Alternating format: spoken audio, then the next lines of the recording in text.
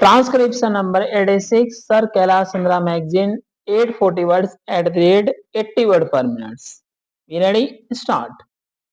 Sir, it is my proud privilege to initiate this important debate on the sixth plan in this august house.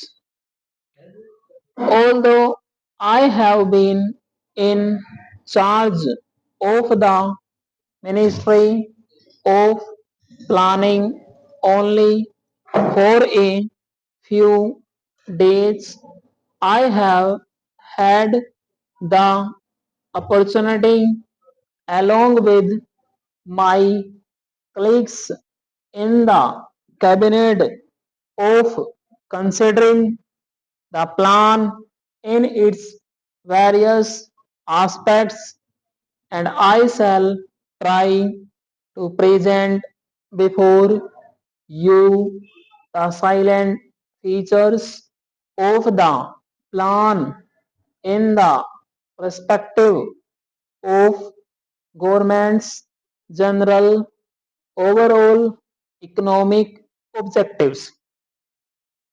Let me say at the outset that the sixth plan, covering the years 1980, 81 to 1984, 85, has been formulated in the light of the development experience of the past 3 decades and the perspective we need to keep for the next 10 to 15 years.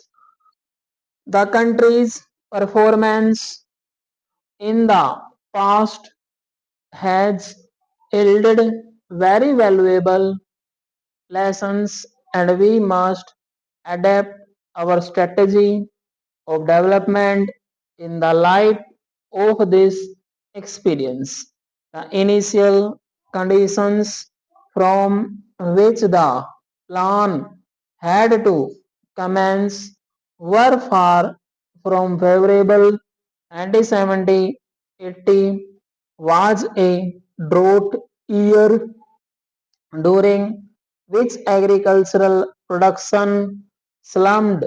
There was a sharp rise in prices which continued during 1980-81, and many weaknesses appeared in the basic infrastructure of coal transport in the and power, which in turn had adverse consequences for industrial growth.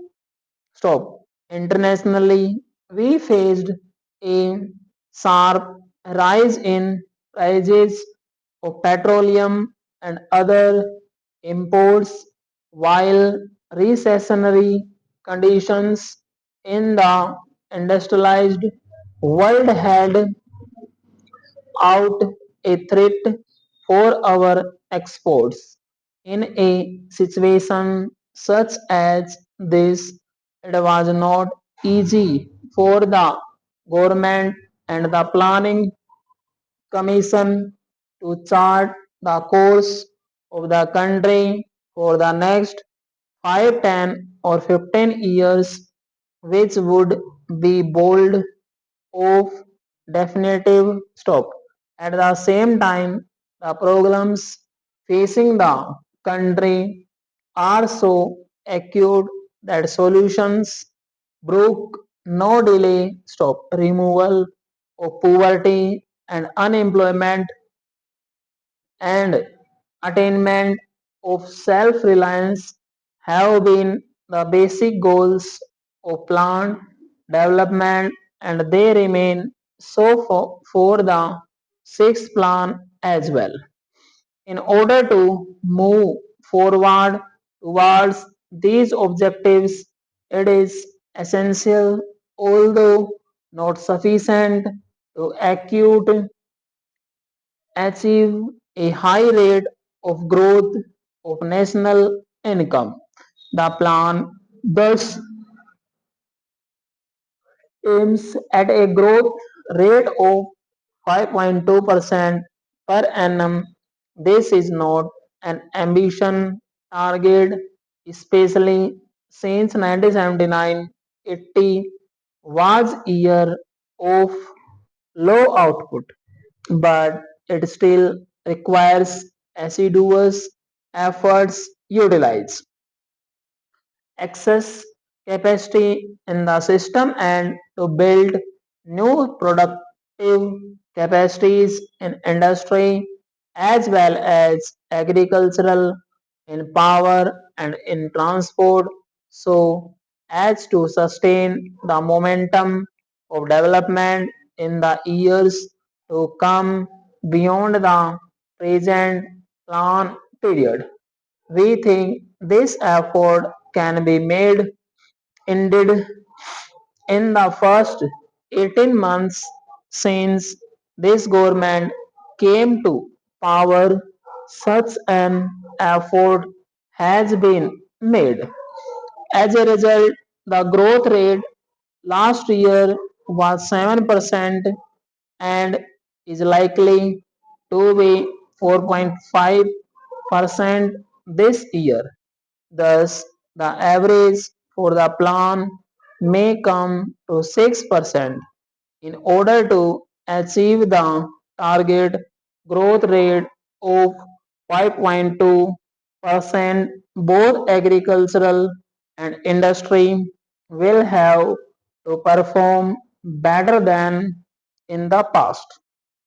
In the terms of gross value added, the plan envisages an average growth rate of about 4% for agriculture and about 7% for mining and manufacturing.